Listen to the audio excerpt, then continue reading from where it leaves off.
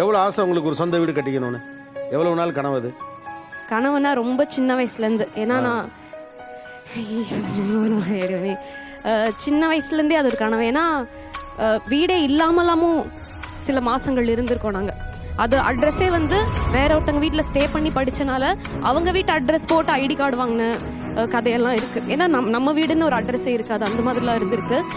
நமக்கு வந்து நல்ல வாடகை வீடு கிடைச்சிட்டா சூப்பர்ன்ற நிலைமை தாண்டி இன்னைக்கு நம்மளோட பூமியில நம்ம இருக்கோம், கீழே இருந்து வானம் வரைக்கும் இது நம்மளோட இடம் அப்படின்னு நினைச்ச ஒரு வீடு கட்டது ரொம்ப சந்தோஷம்.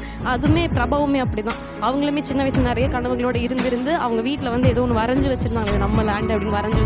அந்த வரைஞ்சு வச்ச பேப்பர் அடிக்கடி பார்த்து நம்ம இங்கே போயிடுவோம்ல நினைச்சு அது கைவிட்டு போயிடுச்சு அவங்களுக்கும் அது ட்ரீமு. ஸோ 2 பேருமே சேர்ந்து சிறுக சேர்த்து அதுக்காக நிறைய கஷ்டங்கள் பட்டு அதுக்காக நிறைய விமர்சனங்களையும் தாண்டி பரவாயில்ல நம்ம ஜெயிக்கிறோன்னு ஃபேஸ் பண்ணி கடைசியா ஜெயிச்சு இன்னைக்கு நின்று இருக்கோம்.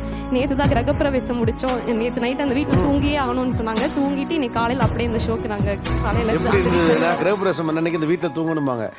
இத்தனை ஆண்டு கால கனவு. ஓகே, இவ்வளவு அவமானங்கள் கஷ்டங்கள்லாம் கடந்து நீங்க சொன்னது எனக்கு அழகா தெரிஞ்சது. கீழே பூமியிலேருந்து வானம் வரைக்கும் நம்மோட்டு தான் அப்படிங்கிற அந்த ஃபீல் இருக்குல்ல. நீங்கள் தூங்கி எந்திரிச்சு பார்த்தா விடிஞ்சு பார்த்தா நீங்கள் உங்கள் சொந்த வீட்டில் படுத்துருக்கீங்க. எப்படி இருந்தது அந்த ஃபீல்? அந்த சூரிய கதிர்களே அந்த ஜன்னலோட கோடு இருக்கும்ல, அந்த கோடை தாண்டி அந்த ஷேடோ அந்த செவுத்துல வந்து பட்டுருந்துச்சு. அந்த கதிரே வந்து நமக்கான கதிர் மாதிரி ஒரு ஃபீல் ஆச்சு. நம்ம வீட்டில் நம்ம கட்டின வீட்டில் அந்த சூரிய கதிர்கள் அந்த ஜன்னலோட ஷேடோவோட பக்கத்து அவ்வளோ அழகாக இருந்துச்சு.